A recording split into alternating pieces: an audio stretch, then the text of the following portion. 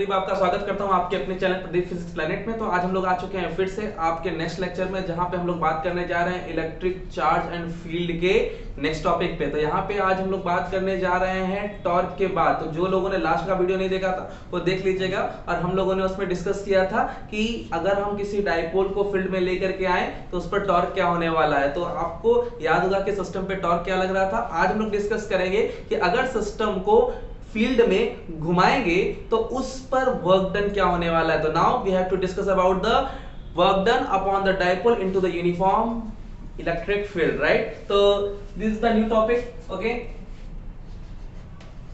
Work done upon dipole into uniform electric field, right, okay. Let's see कि आपको dipole moment याद होगा कि सिस्टम का डाइपोल मोमेंट क्या होता है। अब डाइपोल मोमेंट की वजह से सिस्टम पे टॉर्क भी लगता था जब हम उसको यूनिफॉर्म फील्ड में लेकर के आते थे। तो अब आपको ये देखना है कि अगर मैं उसको फील्ड में लेकर के आऊं और वो तो डाइपोल घूम करके अपने स्टेबल डायरेक्शन में आना चाहता है, लेकिन हमें क्या करना है, वर्क परफॉर्म करना है। तो वर्क के बारे में थोड़ा सा डिस्कस करते हैं, आइए पहले उसको समझेंगे, ओके। जस्ट सी कि हमारे पास एक सिस्टम है और ये सिस्टम मेरे पास कुछ इस तरीके का, और इसको मैंने यहाँ पे फिक्स कर रखा हुआ है। अब सिस्टम को वर्क कराना है। देखो वर्क दो तरीके से आप परफॉर्म करते हैं। कैसे? अगर सिस्टम को एक पोजीशन से दूसरे पोजीशन तक लेके जा रहे हो, सिंपली आप इसको कहते हो लीनियर वर्क डन, राइट। अगर आप सिस्टम को एक पोजीशन से दूसरे पोजीशन तक डिस्प्लेस कर रहे हैं। बट अगर मैं ये कहूं कि सिस्टम को एक पोजीशन से फिक्स कर दीजिए और यहां से आप इस पर फोर्स लगाइए। अब यहाँ पे जो आपने फोर्स लगाया सिस्टम को डिस्प्लेस नहीं कर रहा है, ये उसको बस मूव करा रहा है about the fix position, right. तो सिस्टम जब फिक्स पोजीशन के अबाउट घूमने लगता है तो this kind of force upon the system is called torque, right. तो ये टॉर्क सिस्टम को घुमा रहा है। एक पोजीशन की रिस्पेक्ट में जब सिस्टम को आप घुमाते हो ना, तो इसको आपने टॉर्क कह दिया। अब ये टॉर्क आपने लगा तो दिया सिस्टम पे, अब ये जितना घूमेगा उतना ज्यादा परफॉर्म करोगे आप वर्क डन। मतलब यहाँ पे डिस्प्लेसमेंट हो रही है,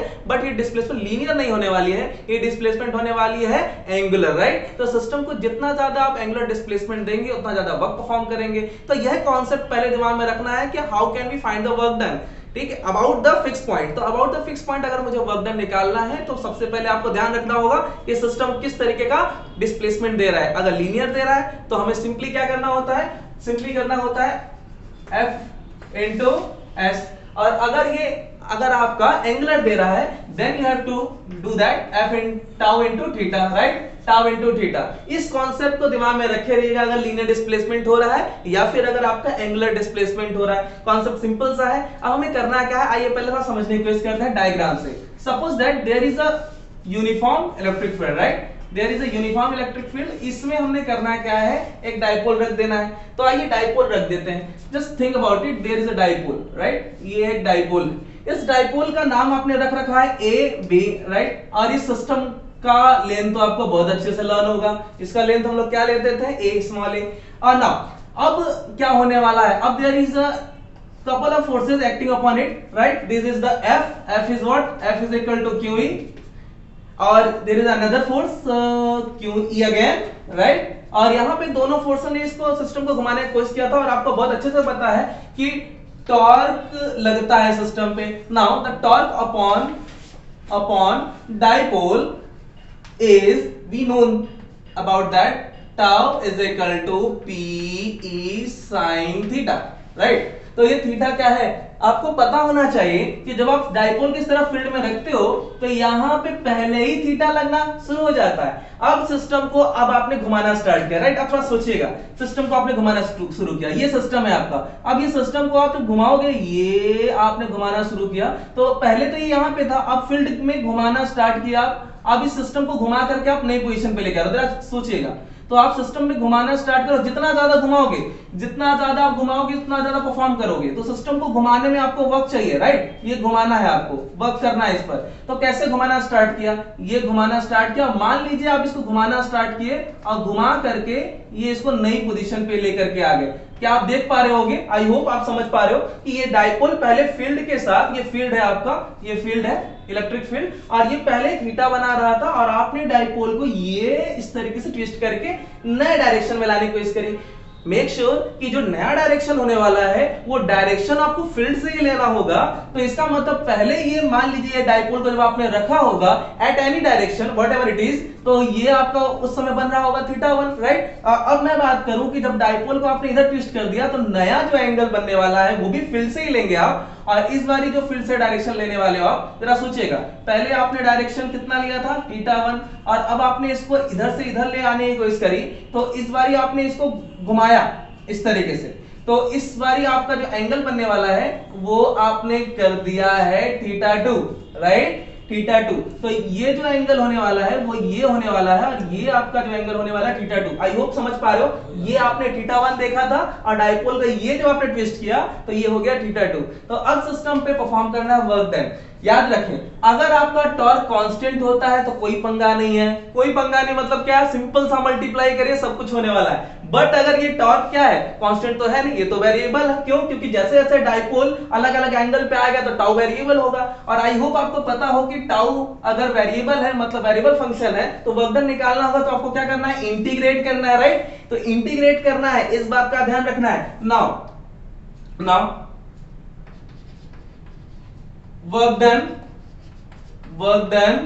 upon dipole for the movement of dipole into the field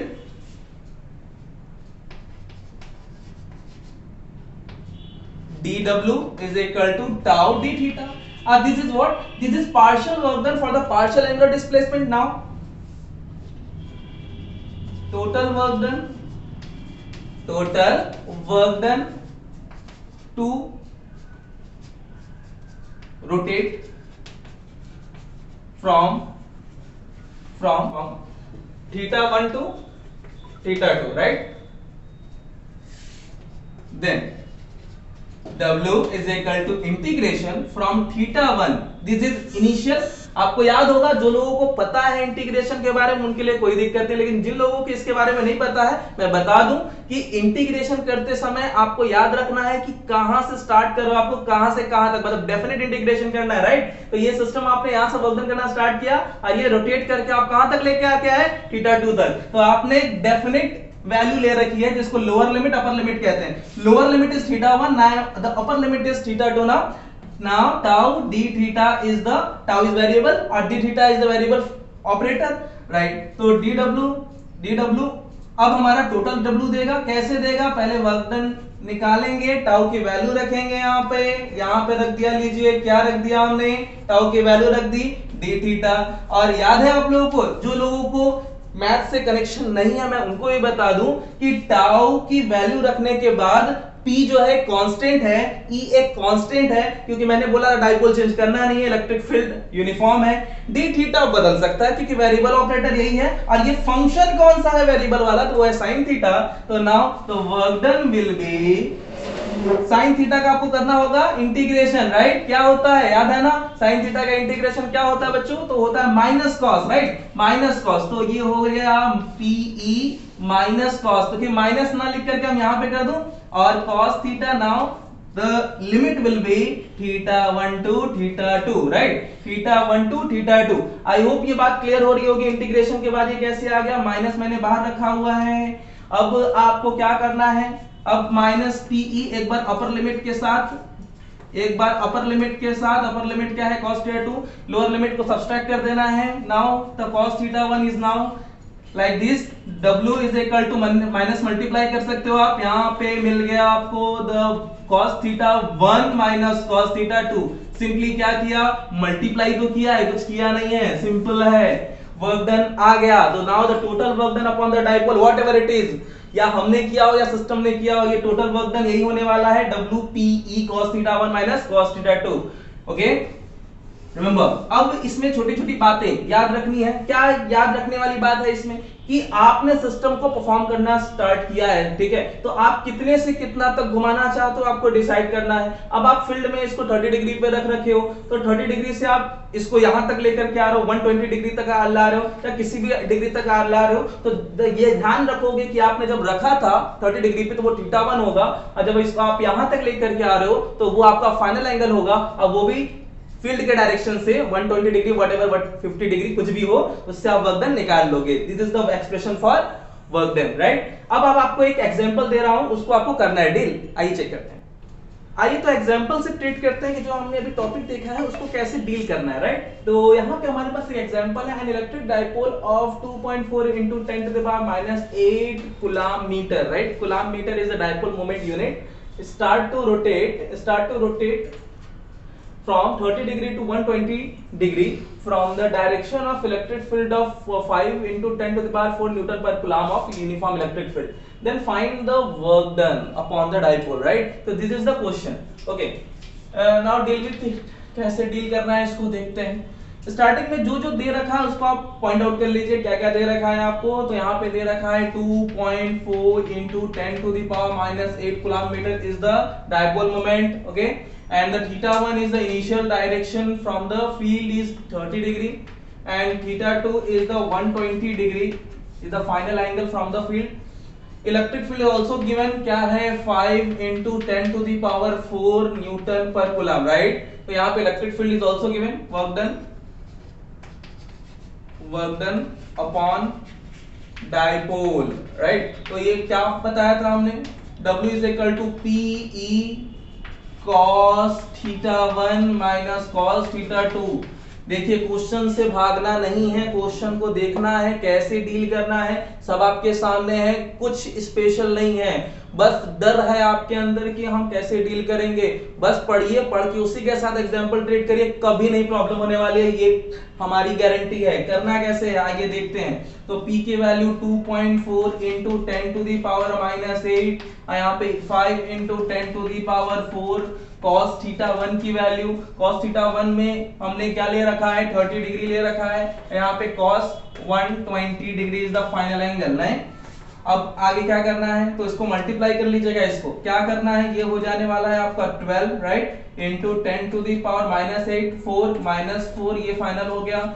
cos 30 की वैल्यू याद होगा आपको, cos 30 की वैल्यू कितनी होती है बच्चों, तो cos 30 की वैल्यू √3/2, राइट, माइनस आई किस कोऑर्डिनेट में आता है, ये आता है सेकंड कोऑर्डिनेट में। तो cos 120 की वैल्यू आपको बतानी होगी, तो कोई स्पेशल बात नहीं है, सेकंड कोऑर्डिनेट में नेगेटिव वैल्यू आती है और इसकी वैल्यू sin 30 इक्विवेलेंट हो जाएगी, और sin 30 की वैल्यू तो आपको लर्न है ना, 90 प्लस कर दीजिए, 30 आ रहा है तो सेकंड कोऑर्डिनेट में है, ये तो नेगेटिव है, तय बात है, और sin 30 की वैल्यू तो आपको लर्न है 1/2 होती है, तो माइनस ये 1/2 ब्रैकेट क्लोज रहना, माइनस माइनस प्लस, तो 12 into 10 to the power -4 ये होने वाला है क्या √3/2 प्लस 1/2 कॉमन ले लीजिएगा, और फाइनली आपका हो जाएगा 12/2 into 10 to the power -4, ये हो गया √3 प्लस 1, कैंसिल करिए 6 √3 plus 1 into 10 to the power -4। अब वैल्यू चाहो तो आप रख सकते हो, 1.73 होती है √3 की value, plus 1 into 10 to the power -4 newton metre, या फिर आप इसको फाइनली वर्क डन निकाल रहे हो तो जूल लिख दिया करो, ज्यादा बेटर होगा, ठीक है। तो ये आपका हो गया वर्क डन, इसको आपको करना है सॉल्व, अभी फाइनली ये खत्म नहीं हुआ है। 2.73 into 10 power -4 करके आप इसको मल्टीप्लाई कर लीजिएगा, राइट। ये हम आपके ऊपर छोड़ते हैं कि आप इसको मल्टीप्लाई करके आंसर दे देंगे, ओके। तो this is the work done upon the dipole. तो बच्चों हमारे पास ये एग्जांपल हो चुका है, और अब हम लोग देखेंगे कुछ क्वेश्चन, वर्कशीट के कुछ क्वेश्चन मैं आपको भेज देने वाला हूँ, बहुत जल्दी आपको मिल जाएगा, या तो मैं टेलीग्राम चैनल पर भेज देने वाला हूँ, या तो आप मुझे व्हाट्सएप पर मैसेज करके आप मुझसे वर्कशीट ले लेंगे, याद से मैं उसको आपको सेंड कर दूंगा, ताकि आप उससे रिलेटेड क्वेश्चन लगा सके। पिछले लेक्चर्स को भी ध्यान दीजिएगा। इसके बाद मैंने टॉर्क बताया था, टॉर्क के बाद ये वर्क डन बच्चों हो गया है। एक बात और बचती है, वो है नेक्स्ट टॉपिक है, वो potential energy of electric dipole है, जिसमें हम ये समझ में आएगा कि डाइपोल कब स्टेबल होगा और कब अनस्टेबल होगा, स्टेबिलिटी के बारे में, उसकी पोजीशन के बारे में सब जानेंगे। लेकिन अगले लेक्चर में, तब तक के लिए अपना ख्याल रखिए और अगले लेक्चर का वेट करिए, बने रहिए, धन्यवाद।